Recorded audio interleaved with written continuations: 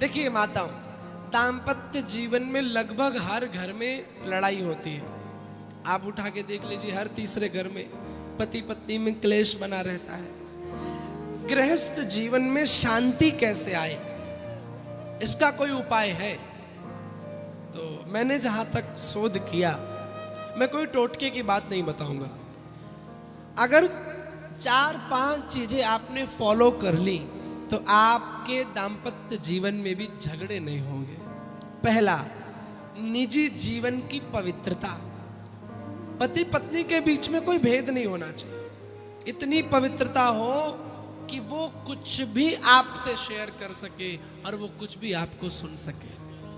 आजकल तो फोन का पासवर्ड भी पति को पत्नी का नहीं पता, पत्नी को पति का नहीं पता।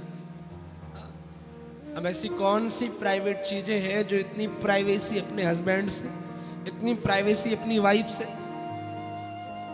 ना ना ना, इतना पवित्रता हो कि रत्ती मात्र भी भेद न हो, पहला कारण। दूसरा, आपस में विश्वास करना, ट्रस्ट करना। कौन क्या आपकी पत्नी के बारे में कह रहा है, कौन क्या आपके पति के बारे में कह रहा है? ना ना, जब तक नेत्रों से ना देखो, कानों से स्वयं ना सुनो, किसी तीसरे पर विश्वास ना करो। इस दुनिया में कोई नहीं चाहता कि आप सुखी रहें, आप दोनों आपस में प्रेम से रहें, इसलिए इसका भी ध्यान दो। तीसरा, आपस में वाणी की मधुरता का भी बहुत महत्व है। दोनों लोग एक दूसरे से मीठा बोलो, पर आजकल एक ही टाइम पे मीठा बोला जाता है, जब शादी होती है। शादी के टाइम पे बहुरिया ऐसे चलती है जैसे बतासा भी ना फूट जाए। दो मैया इधर पकड़े, दो मैया इधर पकड़े, ठुमक ठुमक। अच्छा, बात भी करेगी तो कोई पूछे, ए तेरो नाम का है री? मेरो नाम सिमरन है। अरे जोर से बोल, सिमरन है। इतना धीरे बोलेगी जैसे लगे कि बिल्कुल बोलवे ही ना आवे, और खाएगी इतना धीरे से कि एक रसगुल्ले में 12 टुकड़े करेगी। शादी वाले दिन देखना, ये सब होता है, आपको देखने को मिलेगा। ऐसे 12 टुकड़े करेगी धीरे। नहीं, मैं इतना ही खाती हूँ। हाँ, और शादी के 4-5 महीने बीत जाए तो बोलती ऐसे है कि दीवाले हिल जाए। पति बोले, ए जी सुनती हो? बोले कि क्या है?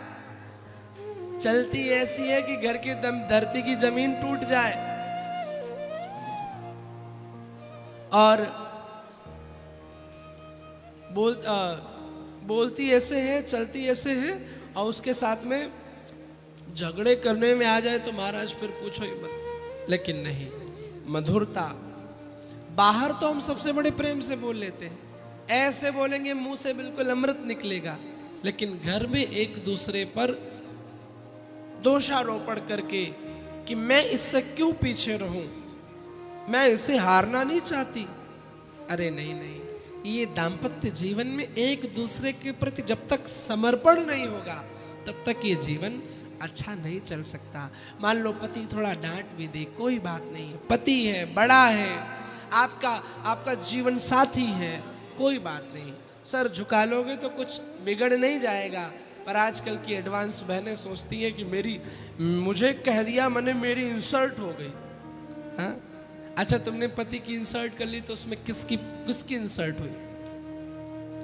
पति को अगर नौकर बना के रखोगी तो खुद नौकरानी कहलाओगी, और पति को बादशाह बना के रखोगी तो खुद रानी कहलाओगी। इसलिए दाम्पत्य जीवन में समर्पण और मधुरता का भी होना बहुत जरूरी है।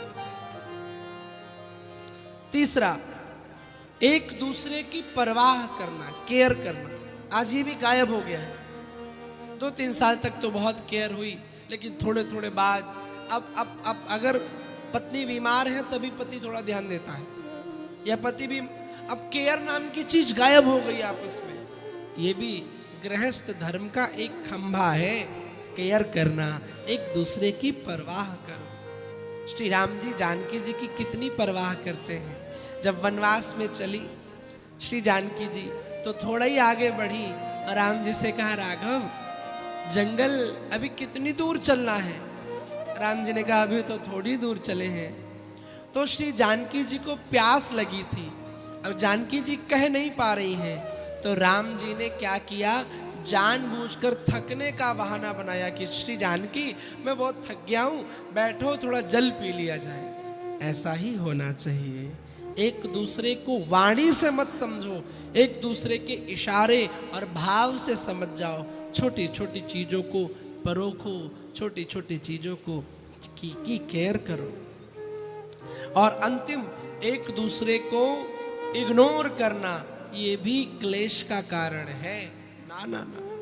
और लास्ट में अगर आप चाहते हो क्लेश ना हो, तो दोनों पति पत्नी एक साथ बैठ करके, अब ये बात पॉसिबल तो नहीं है आजकल के समय में, लेकिन फिर भी निवेदन कर रहा, सुबह सुबह एक साथ बैठ करके पति पत्नी अपने गुरु मंत्र की माला या एक एक माला साथ में बैठ करके किया करो।